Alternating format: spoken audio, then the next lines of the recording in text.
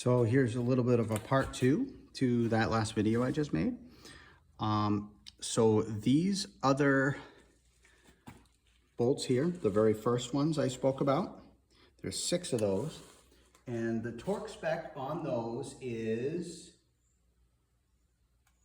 168 inch-pounds. So these 6 that you first put on when you're mounting up your clutch to the flywheel, these are 168 inch-pounds.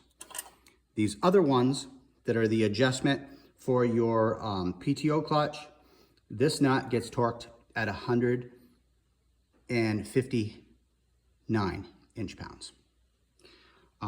Once again, I had to create this gauge. That's a better view of it. This gauge tool, John Deere refuses to sell to you. I believe the tool is called a JD52. Let me just double check that real quick.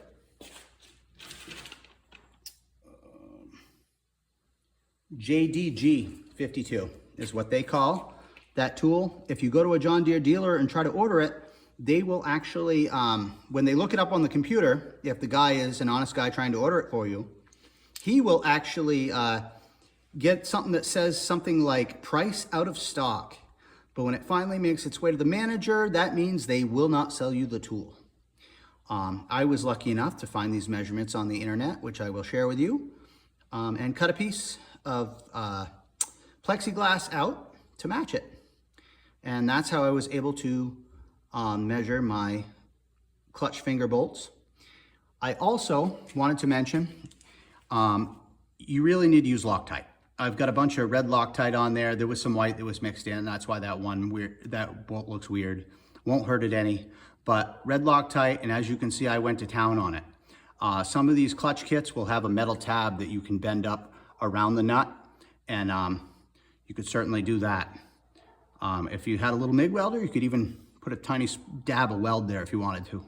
But I know that the Loctite will work fine. I've done this before.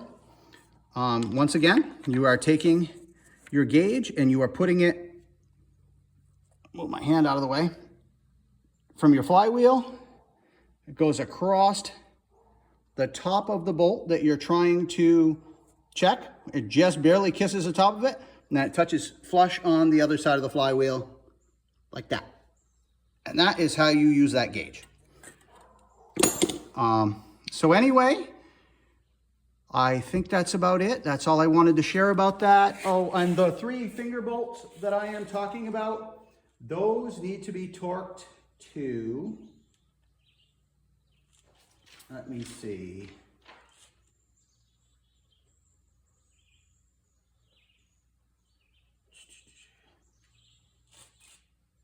Those also get 168 inch-pounds.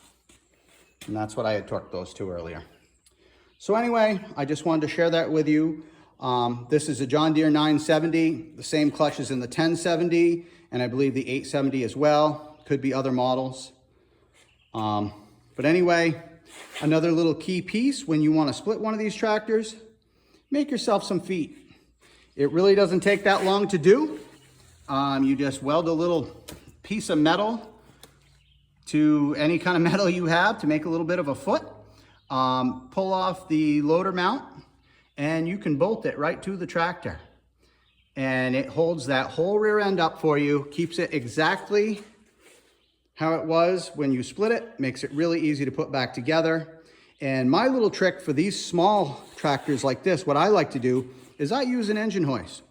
And I take an engine hoist and I'll go right around the tractor, and then I can go up and down with that front end of the tractor all I want when I go to line it back up. I know I've seen people use PVC pipe and all kinds of different methods of doing it, but this works very well for me being on flat concrete. Thank you and God bless.